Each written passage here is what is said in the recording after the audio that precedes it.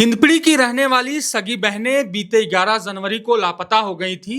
वो कांटा टोली गई हुई थी आधार में कुछ करेक्शन कराने, वहीं से वो लापता हो गई। उसके बाद युवतियों के चाचा ने थाने में एफआईआर करवाया, जिसके बाद जो है पुलिस उनकी तलाश कर रही थी। और बीते कल दोनों लड़कियों को और उसके साथ एक लड़के को कर्नाटक में पकड़ लिया गया है और उन्हें बीते कल देर रात रांची भी ले आया गया है।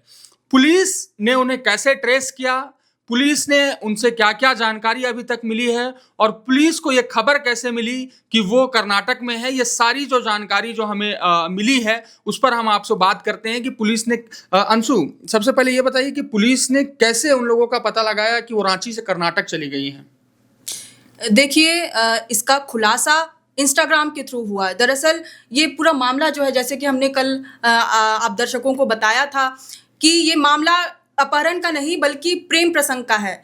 ये नाटक रचा गया था दोनों सगी बहनों के द्वारा अपहरण का, ताकि किसी को मालूम ना चल सके कि वो कर्नाटक की तरफ भाग रही हैं, अपने जो प्रेमी हैं उनके साथ भाग रही हैं।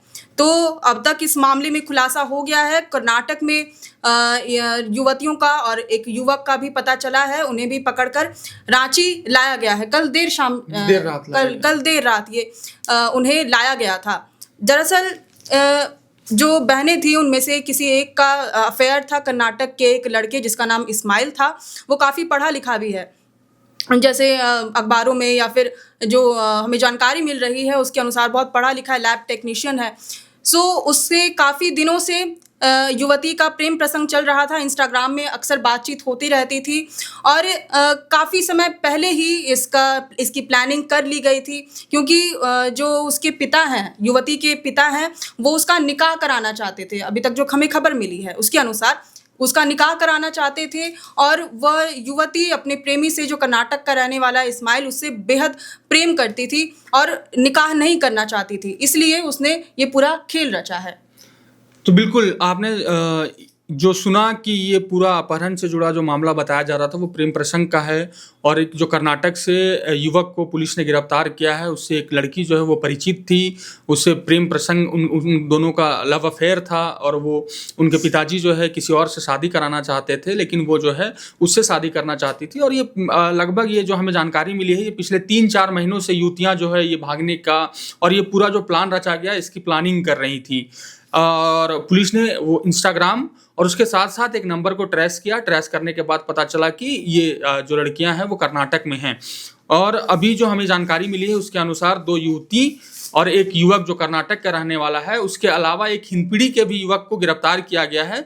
वो हिंदपीढ़ी का युवक जिसे गिरफ्तार किया गया है, वो बताया जा रहा है कि जो 2 सगी बहनें हैं, उनमें से एक जो बहन है उसका प्रेमी है। इसके अलावा अगर कुछ जानकारी आपके पास अंशु और है तो आप अगर बताना चाहें तो, कि कैसे पुलिस को मिली और अभी तक क्या पुलिस ने कुछ आधिकारिक बयान दिया है? क्या लड़कियां अभी तक सामने आई हैं? ऐसी कुछ जानकारी है? सिटी एसपी का दावा है कि 15 सालों में उन्होंने ऐसी कोई घटना मतलब नहीं देखी है। उनके पास ऐसी कोई घटना नहीं आई है। मतलब इस तरह से ये इस पूरे नाटक को रचा गया, इस अपहरण के नाटक को रचा गया और ये प्रेम प्रसंग का जो पूरा मामला था, 15 साल में पहली बार इस तरह की घटना उन्होंने देखी है। ये पुलिस का कहना है। पुलिस का कहना है कि ये ऐसी योजना किसी शातिर अपराधी के द्वारा ही बनाई जा सकती है। मतलब आपको बता दें कि जो खबर हमारे पास आई है उसके अनुसार ये अपहरण का जो नाटक था वो 3 महीने पहले ही इंस्टाग्राम में आपस में रचा गया था। ये क्योंकि आपको जैसे कि हमने बताया कि युवती का प्रेम प्रसंग चल रहा था इस्माइल नाम के कर्नाटक के एक शख्स के साथ और उनके पिता उनका निकाह कराना चाहते थे किसी और के साथ। तो और वो दोनों एक दूसरे के प्रेम में थे, तो वो युवती किसी और से निकाह करना नहीं चाहती थी, इसलिए उन दोनों ने अपहरण का ये खेल रचा और उन्होंने इंस्टाग्राम में ही ये इसकी प्लानिंग पूरी तैयार की। और उसके बाद ये भी खबर है कि 3 महीने तक एक दूसरे से वो लोग ना फ़ोन में ना इंस्टाग्राम में कहीं पर भी बातचीत नहीं करते थे, ताकि किसी को भी शक ना हो इस बारे में और ताकि ये अपहरण का जो पूरा नाटक रचा गया है वो पूरा सच लगे। तो इसलिए उन्होंने इस तरह से खेल रचा और जब इंस्टाग्राम को खंगाला गया तो उसमें से ये जानकारी निकल कर सामने आई है। पुलिस का कहना है कि दोनों बहनें प्लानिंग से घर से निकली और कोई सुराग नहीं छोड़ा। 3 महीने पहले सब कुछ ही तय कर लिया गया था कि इस तरह से जो अपहरण का नाटक है वो रचना है, उसके बाद फिर हम दोनों ओरमांझी होते हुए कर्नाटक चले जाएंगे। अब पुलिस को पूरी तरह से उलझा रखा था इन लोगों ने। पुलिस का कहना है कि छोटी बहन ने घटना के दिन पिता को फ़ोन कर कहा था कि कोई बड़ी बहन को मार रहा है। छोटी बहन ने तय किया कि बड़ी बहन इस्माइल के साथ पूरी तरह से शिफ्ट हो जाएगी तो वह घर आएगी और कहेगी कि उसका अपहरण हो गया था।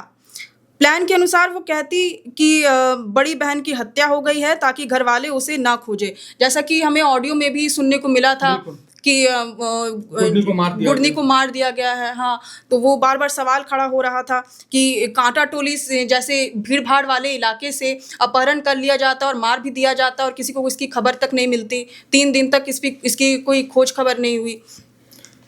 पुलिस फिलहाल मामले की जांच शुरू कर ही चुकी थी और कुछ उस समय पता नहीं चल पा रहा था। पुलिस ने बड़ी बहन का इंस्टाग्राम चेक किया तो पता चला कि 2 साल पहले उसने इंस्टाग्राम आईडी बनाई थी और इसी में ही सारी बातचीत चल रही थी। तो बिल्कुल जैसा आपने अंशु ने बताया कि ये जो पूरा मामला है वो 3 महीने पहले ही तय कर लिया गया था कि कैसे उन्हें भागना और कैसे जो बड़ी बहन है उसकी हत्या की साजिश रची जाएगी ताकि उसकी खोजबीन ना हो और वो इस्माइल के साथ वहीं कर्नाटक में शिफ्ट हो जाएंगी। शिफ्ट होने के बाद फिर वो बाद में आएंगी और वो सारा जो कहानी है वो रचा गया। लेकिन अंततः पुलिस ने ट्रेस किया, डिजिटल ट्रेस उन्हें किया गया इंस्टाग्राम और एक मोबाइल नंबर के ज़रिए और वो बीते कल जो है रांची आ गई हैं। अब पुलिस जो है वो पीछी कर पूरा इस मामले का खुलासा करेगी। लेकिन अभी हमारे पास जो जानकारी थी हमने सोचा इस पर एक बार बात कर ली जाए। बहुत बहुत शुक्रिया। जोहार।